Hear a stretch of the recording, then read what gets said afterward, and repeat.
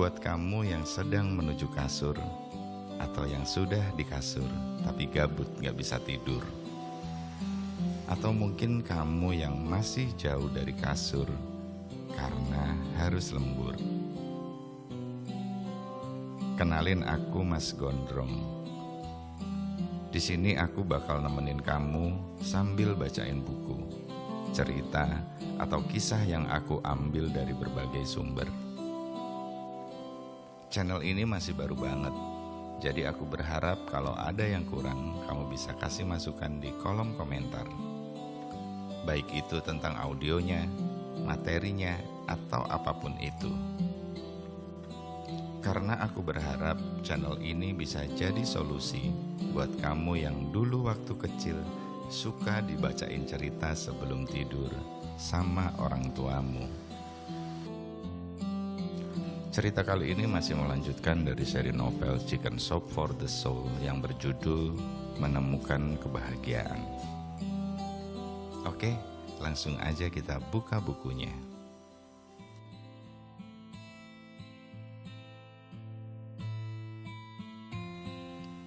Kisah yang kedua berjudul Tantangan Besar untuk Hari Thanksgiving.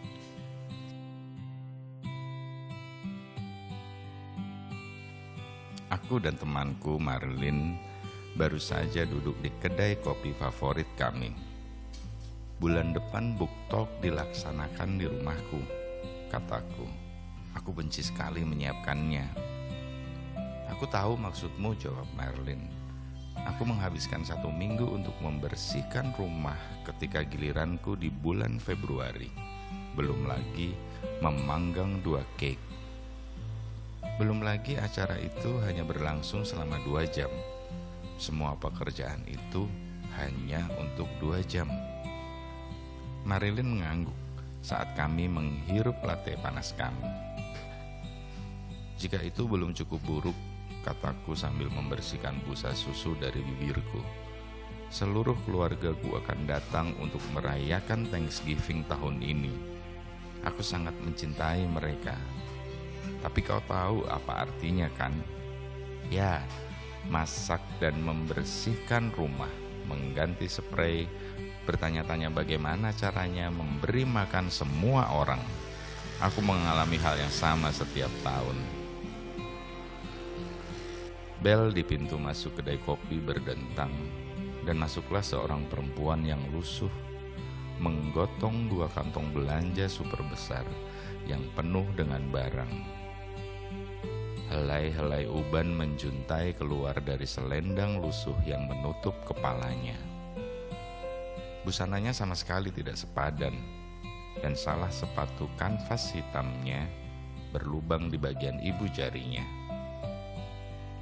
Saat melewati kami, jelas tercium bahwa sudah beberapa hari dia tidak mandi. Apakah kau masih membicarakan kita? Bisikku, merasa malu pada diri sendiri. Kita terdengar seperti 2 manusia durhaka yang tidak tahu terima kasih. Perempuan malang itu mungkin tidak bisa membayar secangkir kopi. Menurutmu, apakah dia tunawisma? Tanyaku.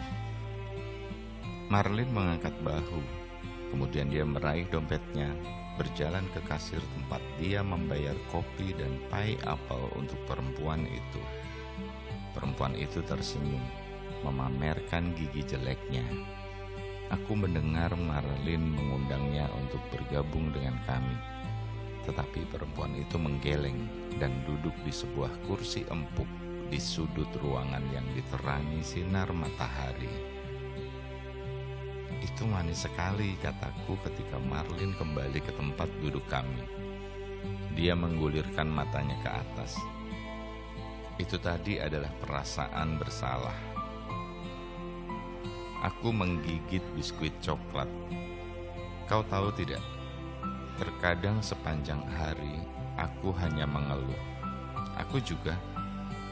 Misalnya saja saat book talk. Para perempuan itu cerdas dan lucu. Aku merasa terhormat ketika mereka memintaku bergabung dengan klub mereka.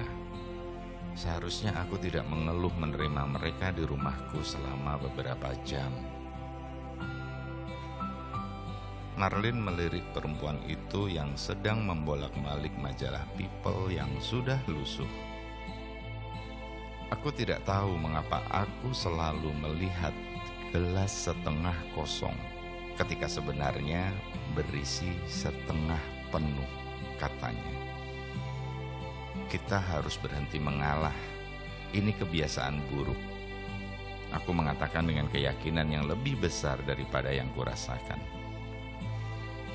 Marlin meletakkan cangkirnya ketika senyum lebar mengembang di wajahnya. "Apa?" tanyaku. Ketika ekspresi wajah Marlin seperti itu, berarti ada rencana besar yang sedang berkembang di otaknya. Biasanya, rencana yang melibatkan aku. Kita akan menghentikan keluhan tadi. Kita akan menghentikannya untuk niat hari raya Thanksgiving kita. Maksudmu? Masa puasa, itu kan masih berbulan-bulan lagi. Tidak, maksudku kita akan berhenti mengeluh dan mulai bersyukur. Tepat waktu untuk perayaan Thanksgiving. Diperlukan 30 hari untuk menghentikan semua kebiasaan dan 30 hari untuk memulai kebiasaan baru. Jadi, apa rencanamu? Marlin menyandar ke belakang dan melipat lengannya. Sebuah tantangan. Kita akan membuat jurnal, menuliskan setiap keluhan, lalu memikirkan sesuatu yang bisa disyukuri dan juga menuliskannya. Bagaimana jika kita tidak dapat memikirkan sesuatu yang bisa disyukuri? Marlin menunjuk ke perempuan tua yang telah tertidur di kursinya. Kau akan bisa memikirkan sesuatu. Lalu, bagaimana kita akan tahu bahwa kita benar-benar patuh? Kita kan sangat gampang melakukan kecurangan. Marlin mengangkat jari kelingkingnya. Sekarang, tiba giliranku untuk menggulirkan mata ke atas. Janji setia. Kami telah melakukannya sejak SMP. Tantangan diterima, kataku. Hari Thanksgiving masih 1,5 bulan lagi. Bisakah kami benar-benar menghentikan kebiasaan buruk pada saat itu dan menggantinya dengan kebiasaan baru?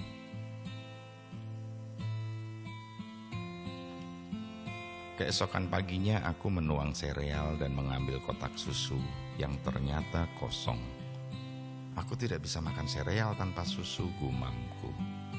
Kemudian aku memergoki diriku sendiri. Tidak percaya bahwa kata-kata pertama yang keluar dari mulutku pada hari itu adalah keluhan. Bagus, kataku berbicara kepada kucing. Aku bahkan tidak bisa memulai hari dengan benar. Dan itu dia, keluhan nomor 2. Ini akan lebih sulit daripada yang kubayangkan, kataku sambil mencari buku catatan di laci meja. Mengapa aku tidak pernah bisa menemukan apa yang kuperlukan ketika aku memerlukannya? Selamat datang di duniaku. Itulah keluhan nomor 3 dan 4. Aku meraih telepon dan memutar nomor Marilyn. "Ada apa?" tanyanya dengan suara yang terlalu bugar untuk hari yang masih pagi. Baru 15 menit aku bangun dan yang kulakukan hanyalah mengeluh, keluhku. Ini sulit sekali. Betul sekali. Jim lupa membuat kopi tadi malam. Itu tugasnya. Dan aku harus menunggu 10 menit sebelum kopi siap.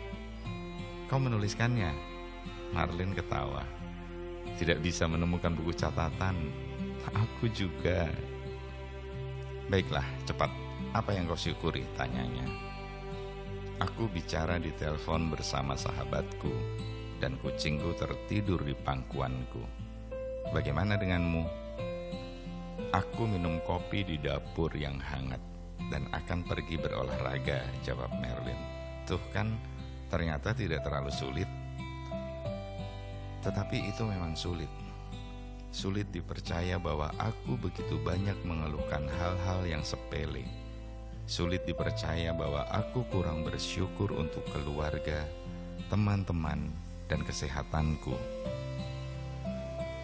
Pikiranku terus kembali ke perempuan tunawisma itu, dan aku menemukan diriku berdoa untuknya. Pertemuan kelompok book talk dilaksanakan di rumahku pada minggu pertama bulan November. Sebagai persiapan, aku membersihkan rumah, memasak, dan mengeluh. Tetapi aku juga telah mencatat berkat-berkatku. Dengan gembira, suamiku memindahkan perabotan untuk menyediakan ruang bagi 30 perempuan.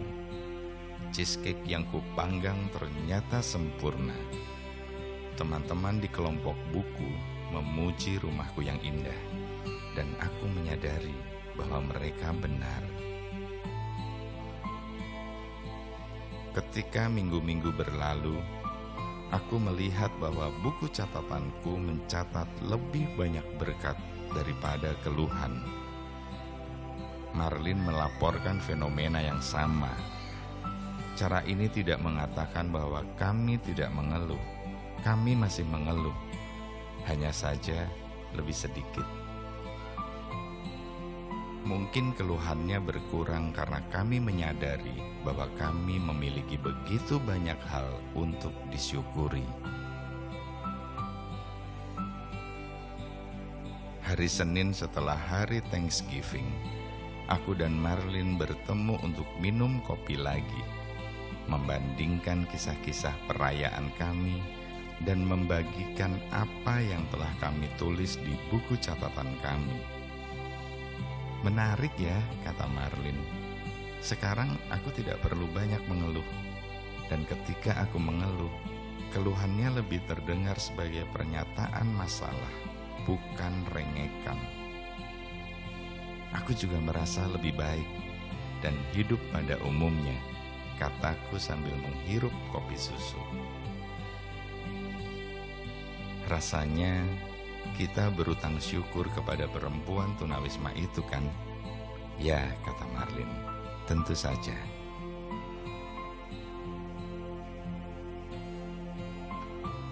Ditulis oleh Ruth Jones.